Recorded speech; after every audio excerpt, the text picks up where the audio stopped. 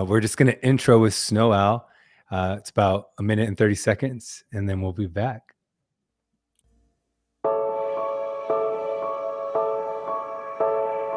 Barren, it waits. Without beat, it still breathes. With touch, it does not feel. And it has been years since another has looked into the eyes of this soul. Oh, the many that pray. But what are prayers that dribble down lips without faith? What an act of rebellion it is to say, I have been taken by fear.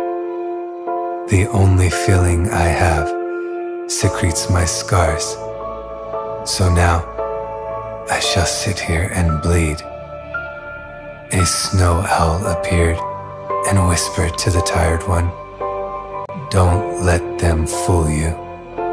When you hear God, a voice will emerge through a brook of silence, a stream that rests at the center of your heart. And when you see God, you will be no more.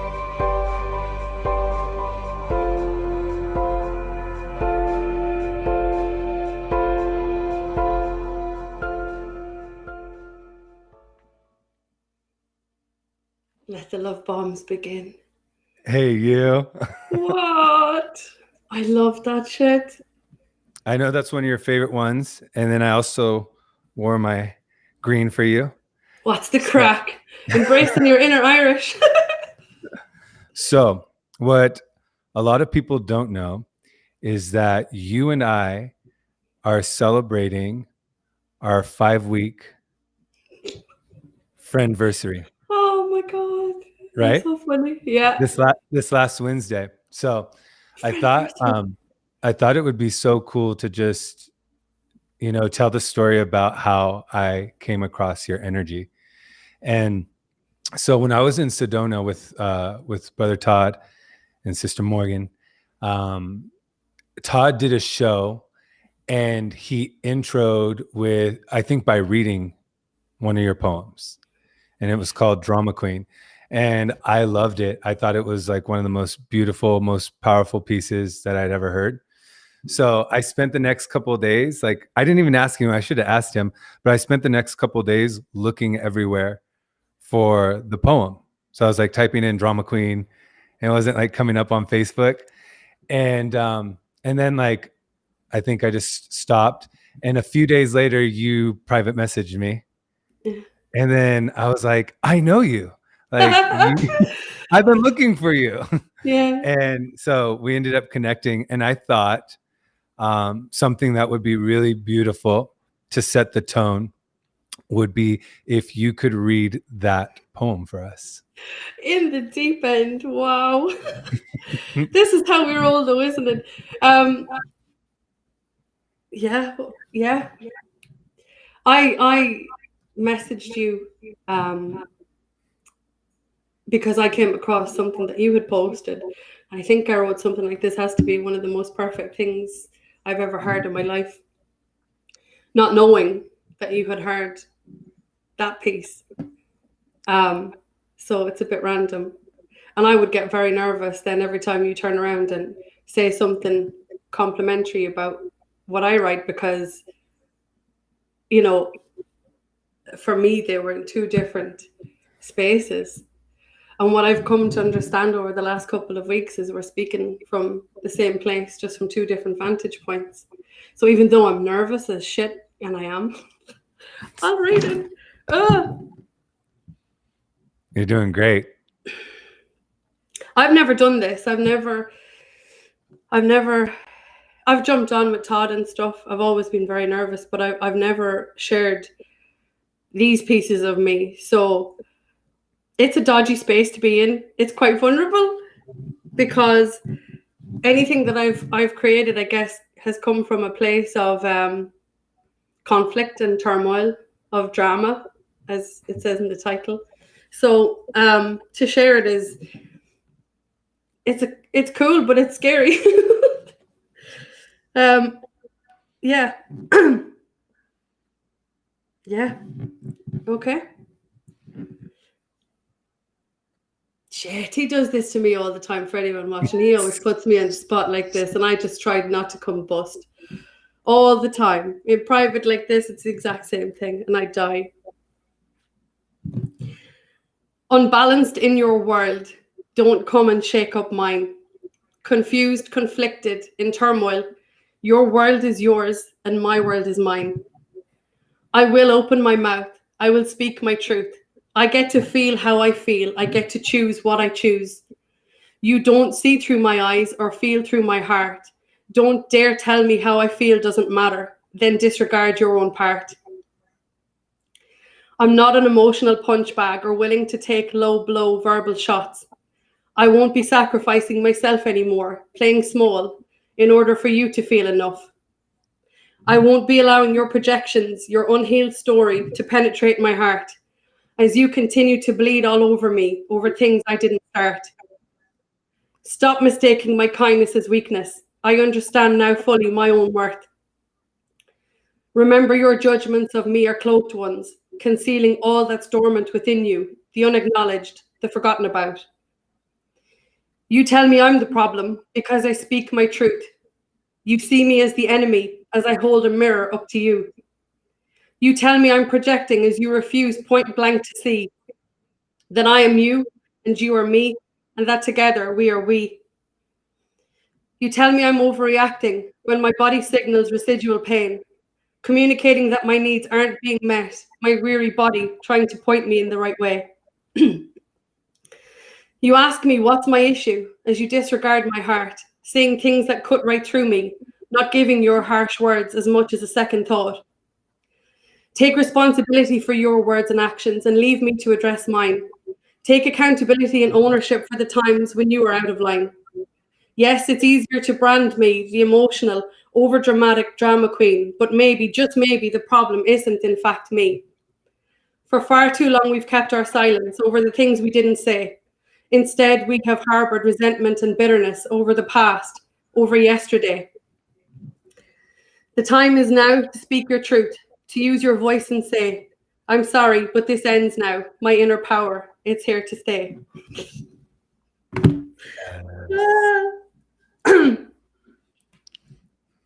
I love that.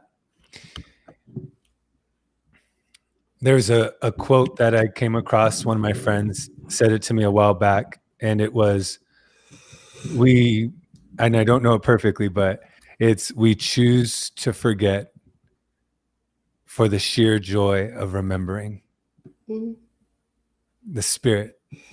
Something that I love about you and that really resonates, and I know resonates with everyone, is not only is there pure raw emotion and energy in everything you write, but you have been very clear when you create and when you talk about your creation that everything you write is for yourself and to yourself. I see that very much now. When it's 4 o'clock in the morning and I'm writing something like that, not so much. Mm. And I think we're all guilty of that. We're guilty of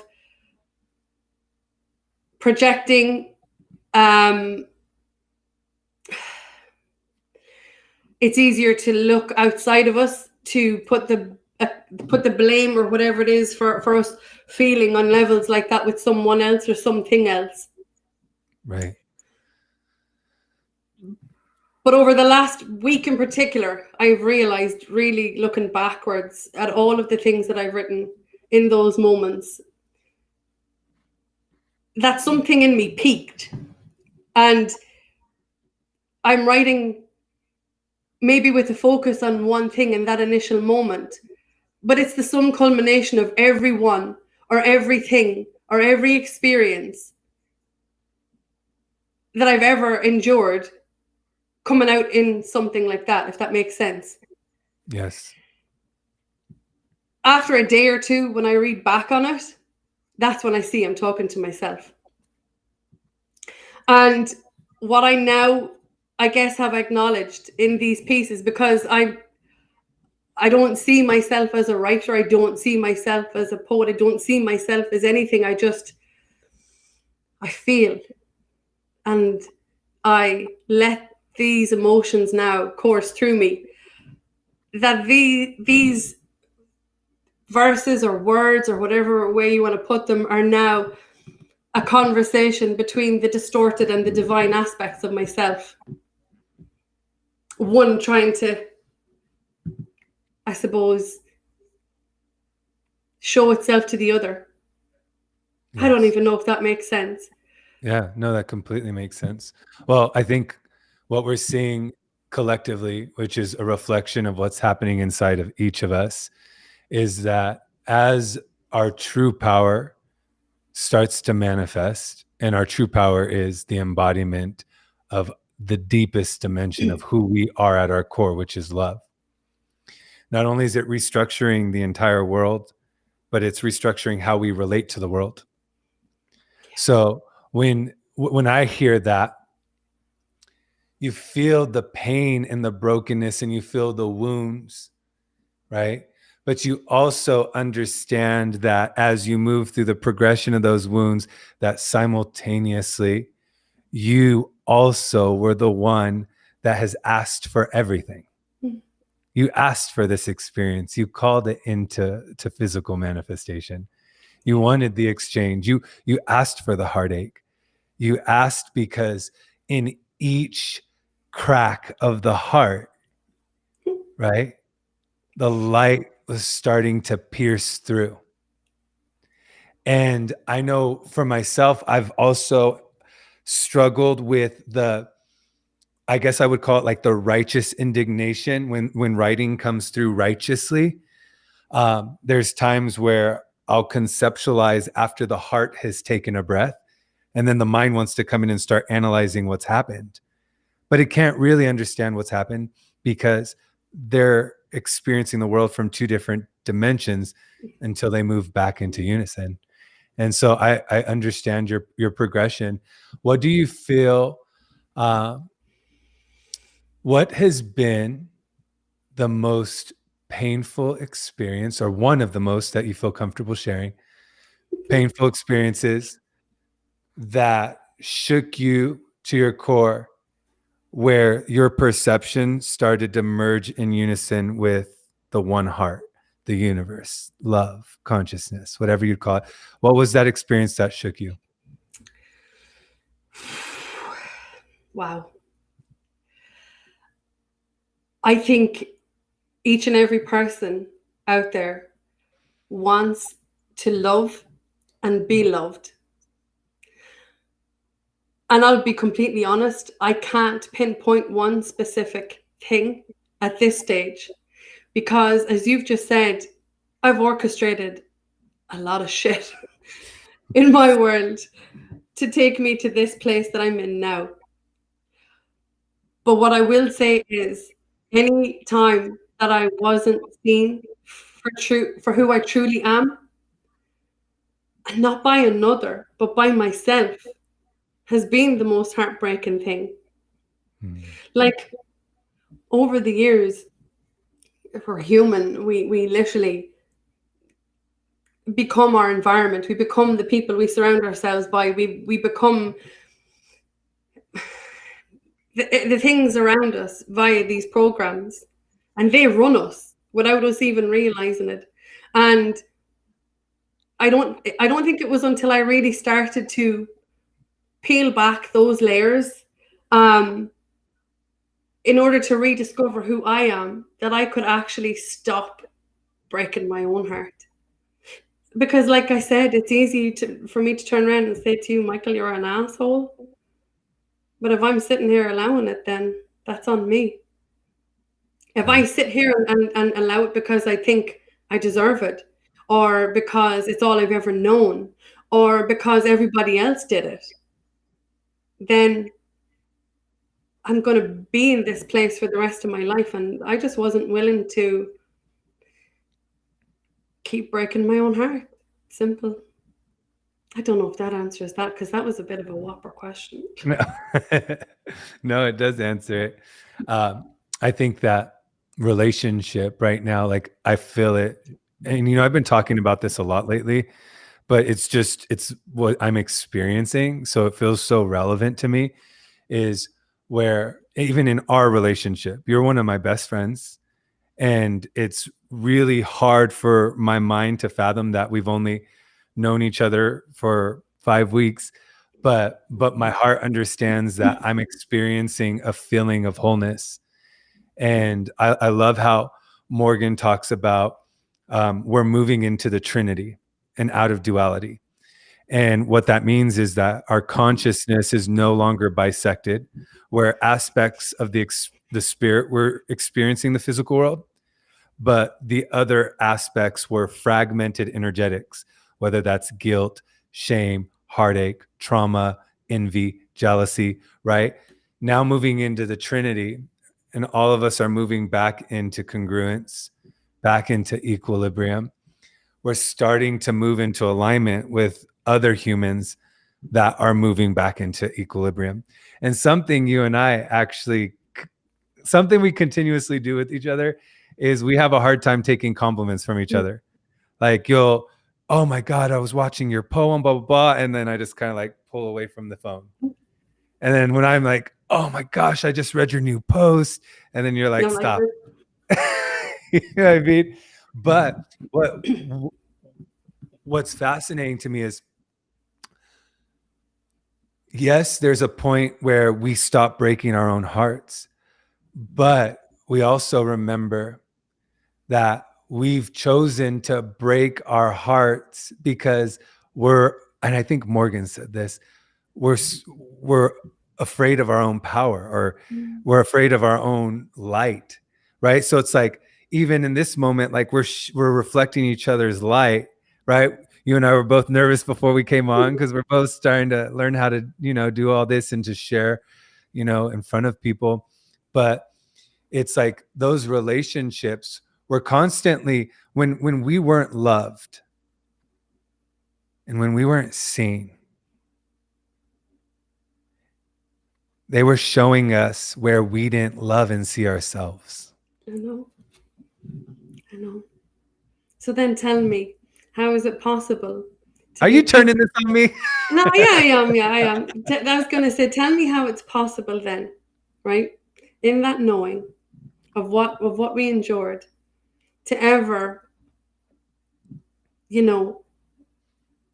judge somebody who's in a place that we've been.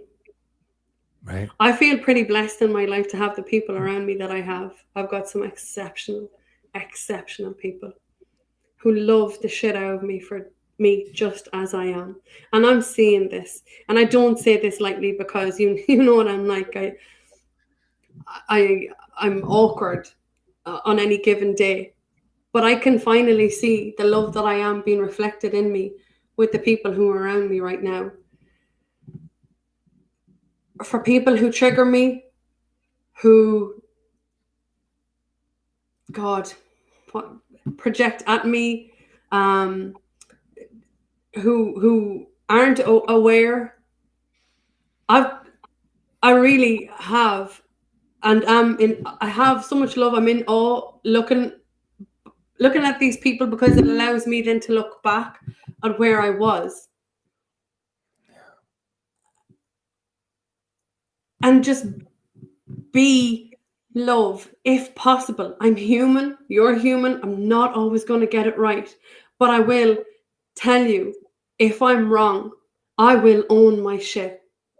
I will take accountability and responsibility for myself, because I spent years putting that back on somebody else, or blaming this or the moon or the stars or you or whatever, for all of the things that were wrong. I never understood fully that it was all in my hands, or like you said a few minutes ago, that I've orchestrated this so that I would get to this point where I would remember I am made of star stuff, and I'm human, and I'm not always going to get it right. But if I can merge that gap somehow for even one person, so that they don't feel so separate in a world that's designed to keep us separate, then it's mission accomplished. Yeah. So here we are. Yeah. I love what you're speaking to, because there is a dimension of compassion that opens up in the heart. It cannot be conceptualized. You can only experience it when enough pain has reached transmutation. And then that compassion expands and you start to function from a different level of perception. You see your world and your reality as yours, where you solely have created with the one will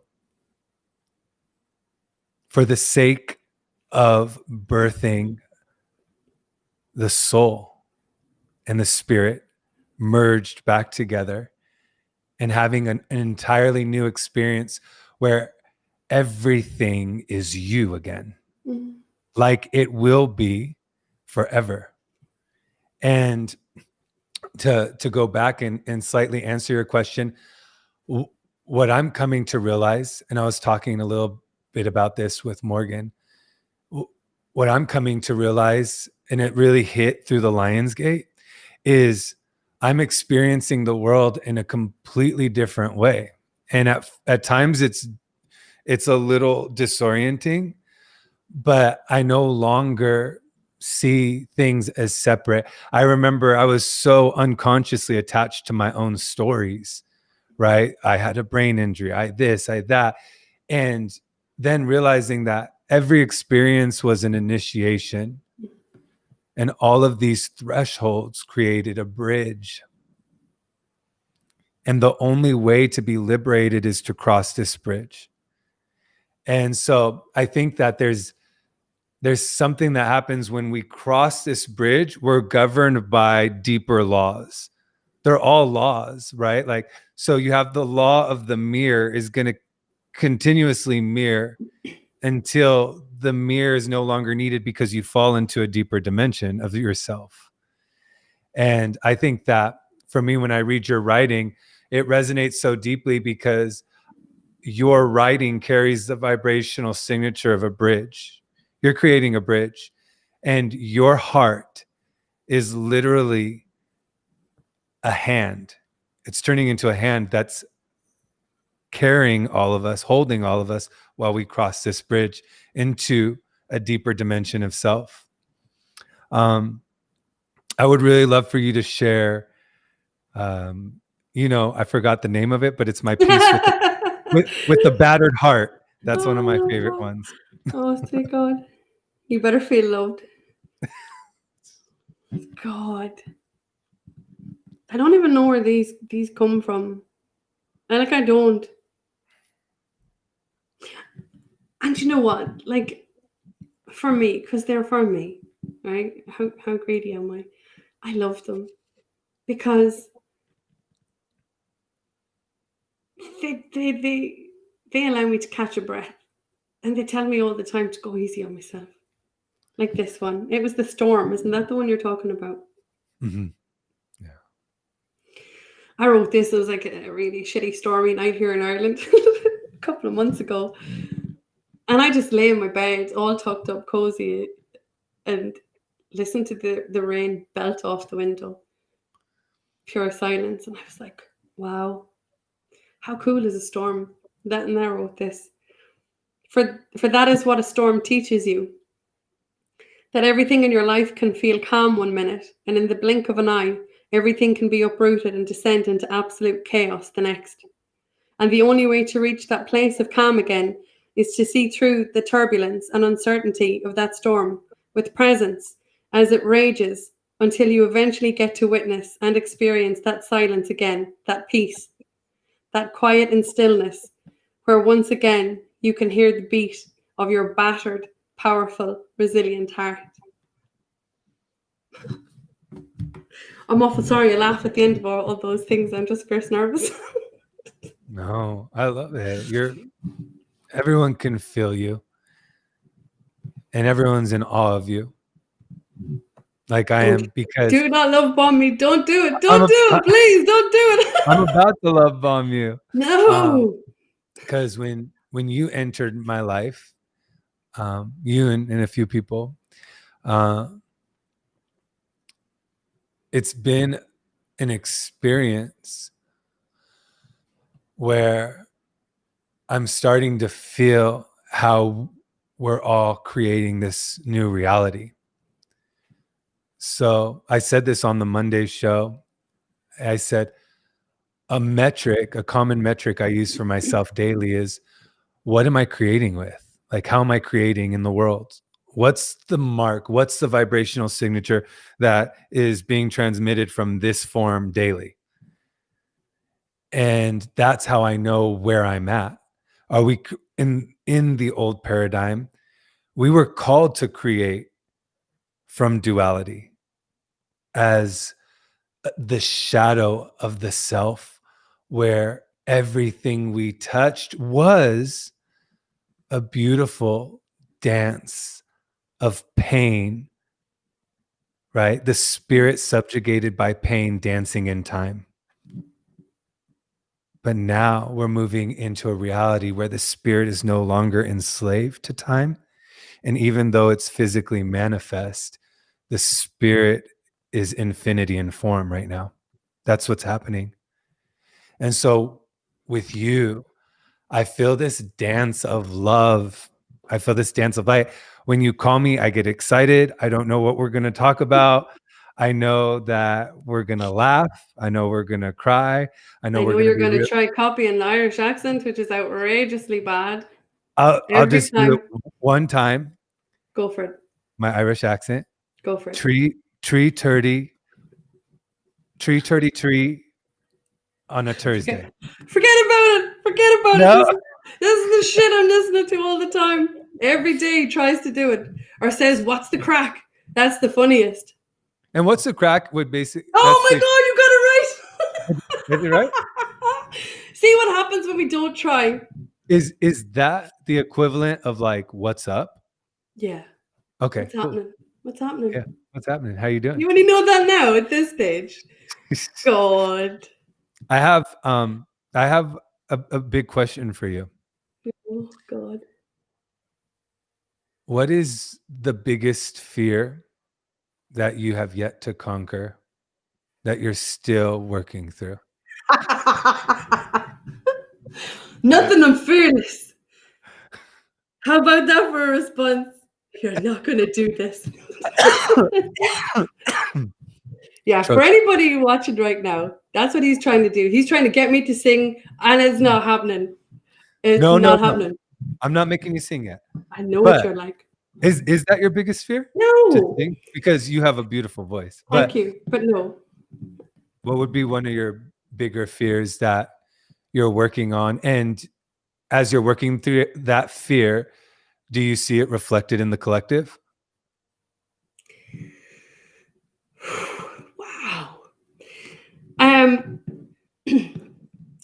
Doing this is huge for me. Showing up, doing this. I've spent all day sick as a dog. Again, every time, because for how long, not just me, but everybody, we're suppressed, told, not to speak, not to feel, not to be seen, not to be heard. It goes against the grain of everything we've ever been told, So honestly, showing up, doing these things, and then being really vulnerable, like what I'm doing there tonight, even, speaking or sharing the things that I've written, which are really, really personal. Like they're for me. They were for me, and then I just popped them into my group because my group is a safe space for me. And then I saw that some of the things that I wrote were resonating with other people. And then I was like, like yourself, I've spent so long in my life feeling like I'm on my own going through these things.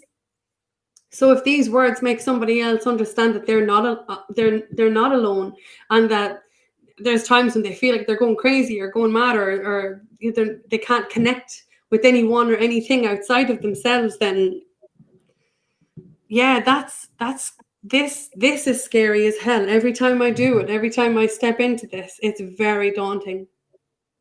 Yeah. But I want to free myself from myself. And so here I am. This is for me equally, you know? Yeah. It's for me. So I don't know. How about you?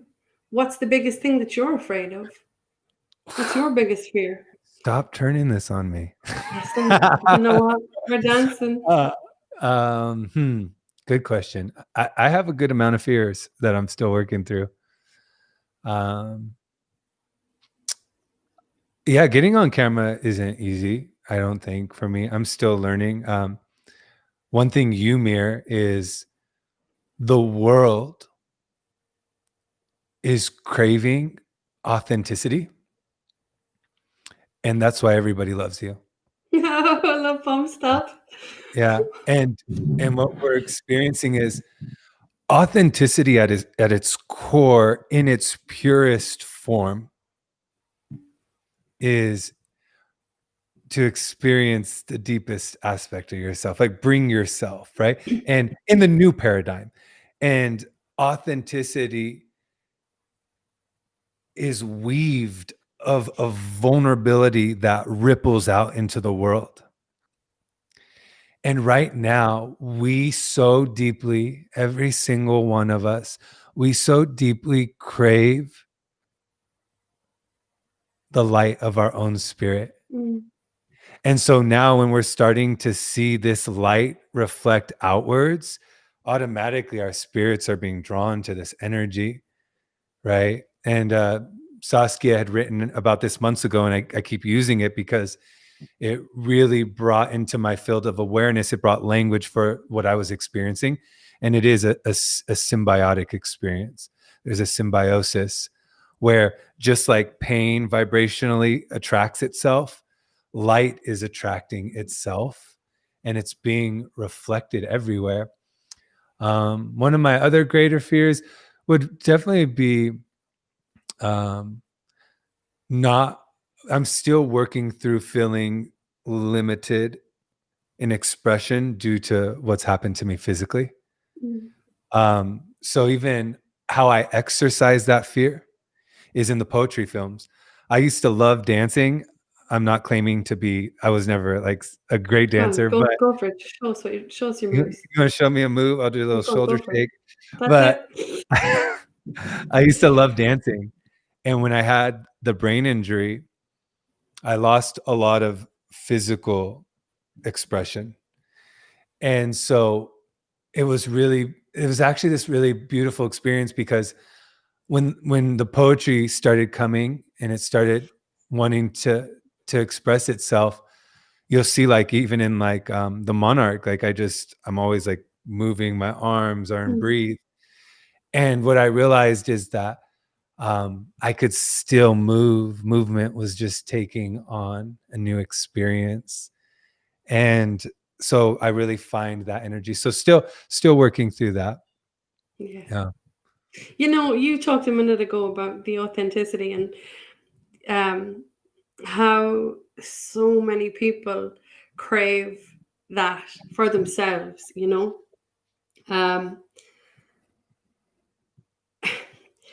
What I was going to say is, if I show up, no matter how I show up, I try to be as consistent as, well, you know, there's no difference between us talking right now and if I was talking to you on a video call, for example. And the reason I am the way I am now, after doing, say, the work that I've done on myself, because I have worked my ass off, because I wanted to experience that for myself, is the realization that nobody will ever in this lifetime judge me like I have judged myself, or give me as much shit as I have given myself about the things I have gone through, or the mistakes I've made. And if I could honestly say one thing to anybody who's watching this, either live or on a replay, is just be you and stop giving such a shit about what other people say or think, because that's one of the biggest prisons that I think that people now especially find themselves is their judgments of themselves. I mean, listen, I'm human. I'm doing it here tonight as I'm talking. I catch myself as I'm going along. I try not to. But the second I witness it in myself, I'll try and correct it, and I'll try and relax again or come back into my center. But just go easy on yourself, because I think we're all winging it, And in that space of vulnerability, I think that's where we all get to actually experience that aspect of ourselves. I know I craved it my entire life. I was always trying to conform or fit in or belong, and I never did. I was absolutely the black sheep. I'm definitely the black sheep of my family. They'll all tell you that. But I don't care. I don't care, because they're the ones who ask the questions or push the boundaries or don't accept the norm. So I'd rather experience that than not now. Yeah. That's a perfect segue into a piece I would like you to read.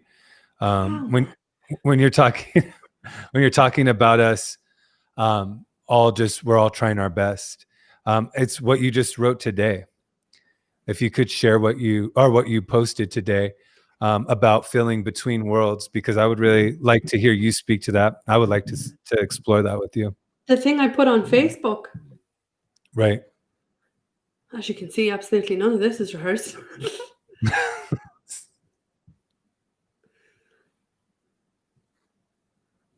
We all love that tree. What? I said, we're loving that tree behind you. It's beautiful. Oh, the tree, as in the actual tree, not party tree. I'm sorry. Okay, I'll share this. So, I actually wrote this a couple of weeks ago when I was in it, and I came across it today, and I reshared it because, again, it's like I could have, written it right now because of where I find myself in my own journey. So I wrote, it feels like having one foot in one world and one foot in another, but being asked to live wholeheartedly in both. It feels like grief all over again. It feels like I have lost people I found and have loved beyond words all over again. It feels like the matrix of what I believed is my life and reality has been dismantling right before my very eyes again. And yet it is also different. It feels like a deeper detachment from the identification of anything and everything that is no longer in sync or resonance with what I know profoundly to be exclusively my truth. It feels like a necessary silence from the external world and all or any distractions that try to pull me out of my center. It feels like a profound journey of reconnection with my mind, heart, and as of now, with my physical body. I felt like an alien within my own skin for months now, a stranger quietly recalibrating what it means to see through new eyes, feel through a new heart, hear through new ears, and re-embody an ancient knowing, stagnant, waiting patiently for me to remember. My only task for months now has been choosing myself over and over and over again. My only goal has been peeling away anything and everything that has surfaced for me, causing any semblance of human pain and suffering, and getting intimate with it to uncover its treasure buried within.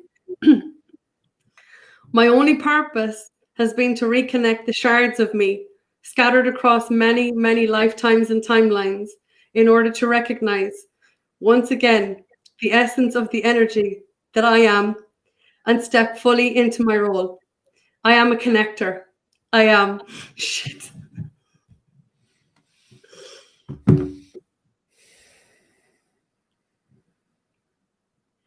Yeah.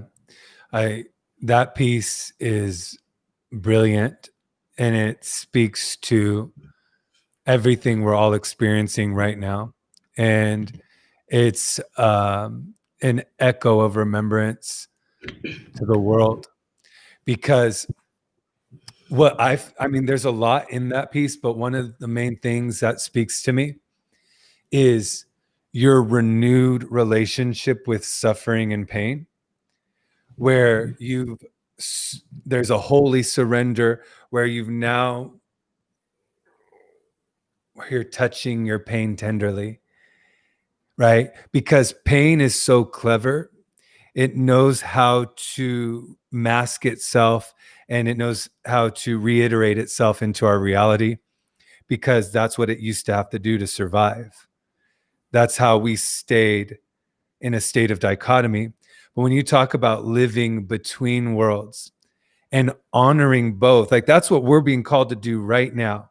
Like, how do you honor when you get triggered and you're crying and you're in a fetal position in your bed and you're having one of those days where, and I know I have these days often where I'm like, I want to go home. I'm tired. Have I done everything I'm supposed to do? I'm exhausted. Take me home. Right. And you're there. So there's one foot in the old world while you're experiencing the pain of a deep, deep death, right? Literally the death of an entire paradigm, not just outside of you, but inside of you. And then your other foot's in the other world. And then you'll have that moment where you're like, everything is perfect. I could live in this moment forever. Those are the two worlds. That's the picture you paint for me through those words. Could you please tell me what your process was when you received this? Was it visually? Was it audibly? Was it from your heart? Was it a combination? What was your experience? What were you experiencing? Were you experiencing in that moment living in both worlds when this came through your heart? Yeah, wow.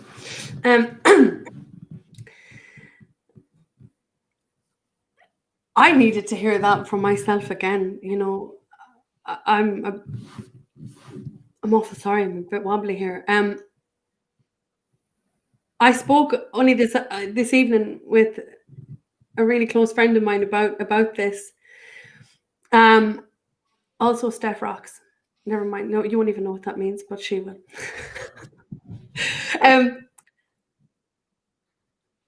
So for so long, all of us were like blind, just fumbling our way through life, just knowing there had to be something bigger and better, knowing that we weren't put in here to suffer and endure what we were living, what some people sadly still are. And for me in 2019, pretty much for the year, I found and reconnected with people exactly like you. And I felt like I was home. And these people were random strangers that from across the globe. And they enhanced my life in ways that I can't even still put words to. And we all very lovingly but very assertively allowed each other the safe space and a container to rediscover ourselves, to peel away these aspects of ourselves that weren't true. You know, like everything, all the things that life told you were. This year around, I don't know, I suppose it's divine timing with this whole COVID stuff, but it's like the people who I connected with fell away. Maybe they didn't fall away, maybe I did. I went into some sort of a place. I went into a place deep within me where I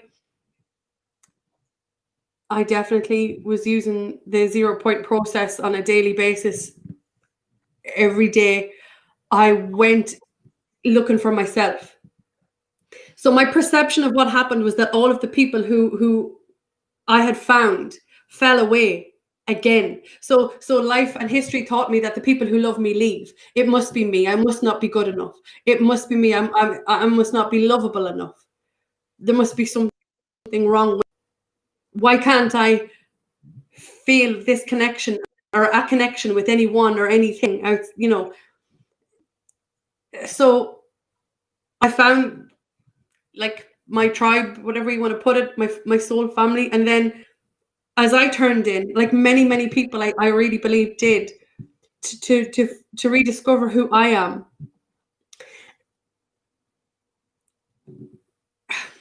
It was the most cleverly orchestrated thing.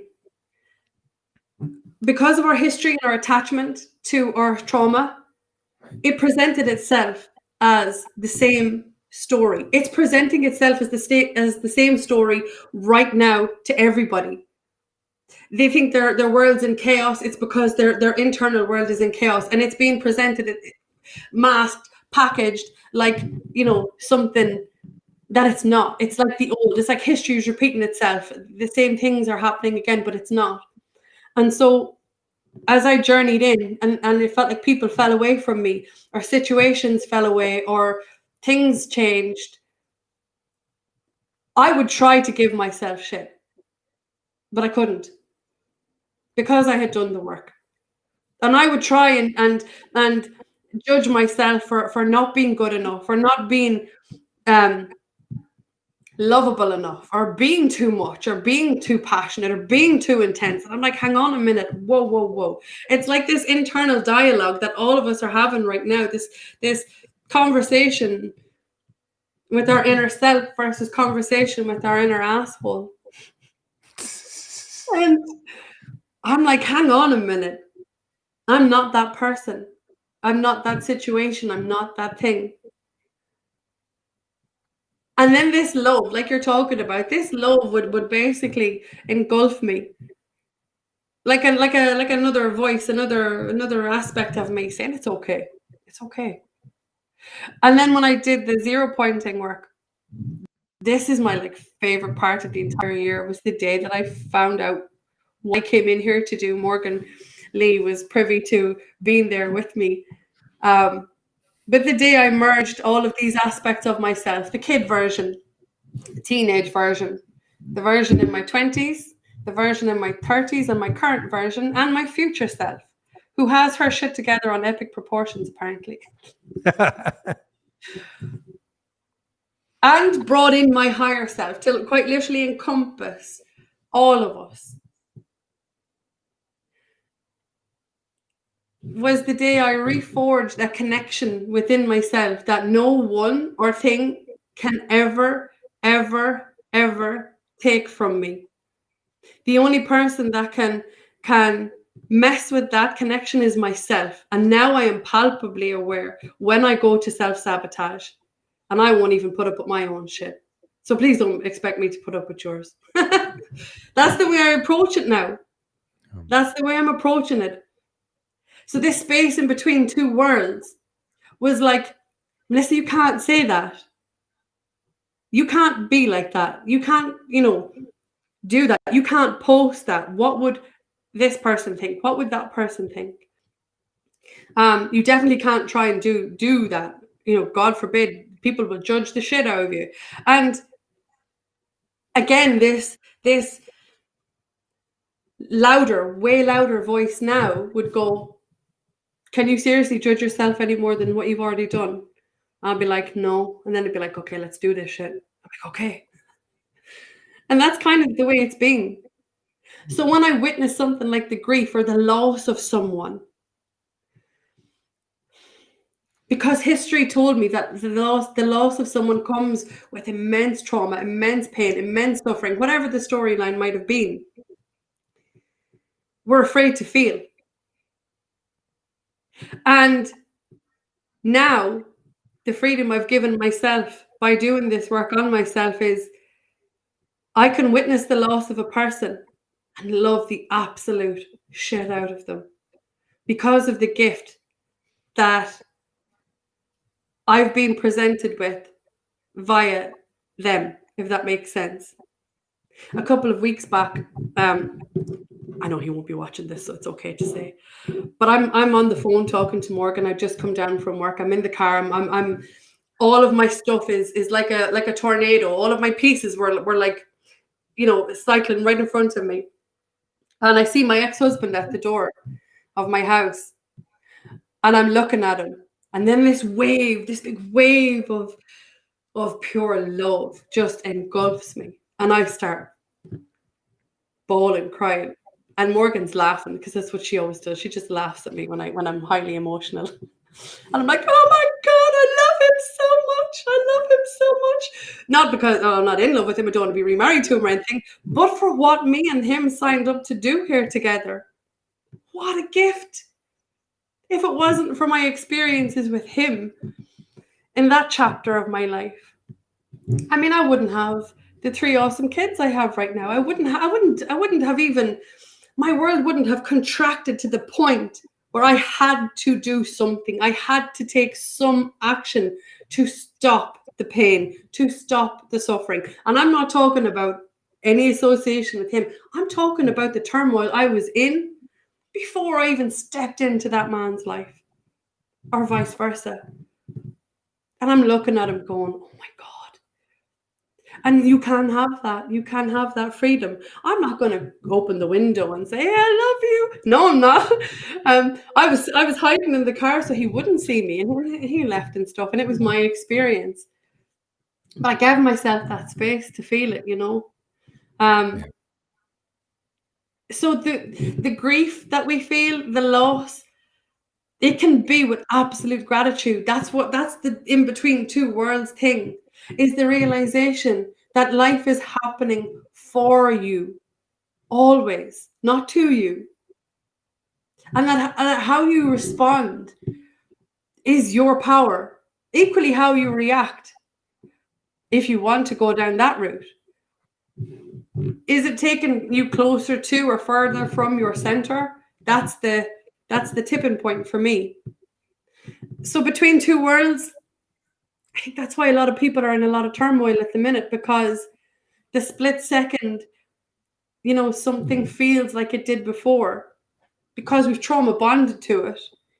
We can't separate it. But again, that's for me, because a lot of us, and I'm still working on it, have huge programs running within us that we're not even aware of, that run us if we don't highlight them. I don't know if that even answers your question. It did. You did great. I was letting you, the flow was moving through. Look, the nerves are gone. No, You feel that? No, You've merged with the stillness. Yeah. I saw a couple cool comments I wanted to say. Someone wrote, "Thank you, Melissa. This is so pure." And I loved Suzanne Amara wrote, "Fierce grace." I think when you're telling that story about, I think what you illustrated for us was the manifestation of grace, that grace coming from deep within and freeing you when you saw and had compassion for an experience or a relationship that once had felt maybe confining and felt like it broke you, right? When you're explaining the welling up of that compassion, right? There's an element of grace. I loved that. B wrote, totally answered, like totally answered the question. But I wanted to ask you, I know I wanted to ask you about zero pointing, like just what that's meant to you. Like what has that been? Like, how would you put that into words? Like, I know it's been a gift for you and you talk to me about it a lot. And what has that been? This is where I probably struggle for words, for sure. I mean, it's absolutely everything to me. I am so passionate about this. I am so passionate, and I am humbled that I get to share this process alongside Morgan, who created it, with the world. Like, you've no idea, because it works. It has worked for me. It has transformed my entire life. I have got people like you calling me, and Morgan, and my friends that are close to me, because I've had and created, I've done the work. I know Morgan's always correcting me and catching me when I you know, give credit to anything outside of myself. And you know, she's right, because it's not been easy to lean in and literally go digging for your stuff, to look for the stuff, the things that have caused you to repeatedly come undone. So for me, what zero pointing has done has given me a tool to rediscover myself, my true self, minus the distortions, minus the judgments, minus any projections or attachments. and find my way back home. So I know without question, and I've done huge work over the last 9 months in particular with this, that if I'm triggered by you, you are me. And I go in. And I allow myself to feel. I allow all of my emotions, my beliefs, my thoughts, my feelings, my experiences to all just bubble back up, knowing that I am in the safest hands that I could possibly be in, which are mine. And in that space, I get to really, really, really experience it all. Then go and find out what the opposite is, because that's what I want to experience. But when we're hardwired to believe that there's only pain and suffering, that all of the shitty things we've all been through. I mean, I could pick up one of my 0 point journals and list off any list, and I would guarantee you will have resonance with every single word that I write, because I am you and you're me and we're one, and having this same experience. But we think that it's just us, or we think that we don't really deserve. It's it's okay for her, she can have this, that, and the other, but it's for everybody. But you got to lean in. You got to lean into yourself, and you've got to allow yourself to do all of the things that life told you not to. Tap into the kid version of you. Ask her or him, what did you think of this? How did you feel? How did this make you feel? Ask the teenager. My greatest gifts have come from my teenage self. Wow. And a lot of my conflict, what's the word? Conflict resolution. I'm trying to pacify her a lot and say sorry. I'm sorry. I'm sorry. And this won't happen again on my watch. Not now. Because when you've accessed all of those versions of you and you love the shit out of them from the most unconditional place, with the compassion for what you have actually endured, what you've experienced, you are not going to let anyone or anything compromise any version of those again. Equally, what it does, it allows that if I am triggered, it allows me to identify which version of me tries to jump out past me to try and box the head off someone or project right back or whatever. And this current version is like, it's okay. I got this. Or sometimes I don't. I'm human. I lose my shit sometimes too. And if I do, I'm like, okay, where did that come out of? And who is just after doing that? And then I go and become the remedy for myself, to myself. So that's what 0 pointing has done for me in a nutshell. And again, I don't even know if that's answered your question. There are no words for this. There are no words. This is something this isn't a temporary, fleeting thing. This is permanent. This is this process allows you to take full accountability and responsibility of your journey, your life from the past, your present, and your future, and not put it in anybody else's hands. What happens when we do that? If I put my happiness in your hands, you're going to drop it. Of course you are. It's not yours to hold. What I get from it is it's a sacred instrument, 0 pointing, a sacred instrument that unlocks the gift of the inner process, where we get to come back into 0 point in birth. I didn't even realize, but we've been doing it. It's 2:03. I wanted to mention something before I read something to you. We have something special coming. Real talk. Oh, yeah. Real talk with Melissa Deehan on Soulogy. And this is a treat. Are we allowed to do, or is your first guest a surprise? Are we allowed to touch that? What's going on with that? Yeah, the guest is a surprise. I'm winging it now. I'm absolutely going to be winging it. This is vulnerability central. And I'll just show up and take it from there. Yeah. something. Well, Yeah. what I know, and I've talked to you, and I've talked to Israel, and I was telling Morgan last night, you're ready. You know you're ready. Your heart is ready to share what it has uncovered. It is more than evident. It's coming through right now. Everyone can feel it. I haven't been able to look, I haven't looked at all these, but you have unlocked the power of your heart. And I am so grateful on a personal level that I get to experience that in our friendship. And I'm really excited. Morgan just wrote 23rd of November, 2 p.m. Eastern time, Melissa and guest. I know who the guest is. And all I'm going to say is this human is amazing. And I really love this human. And the energy wave that is going to be created with both of your hearts is exciting.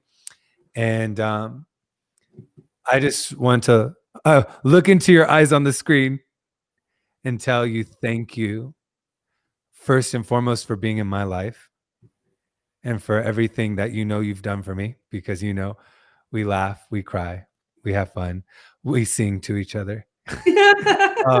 And I would like to read the poem that came through for you. So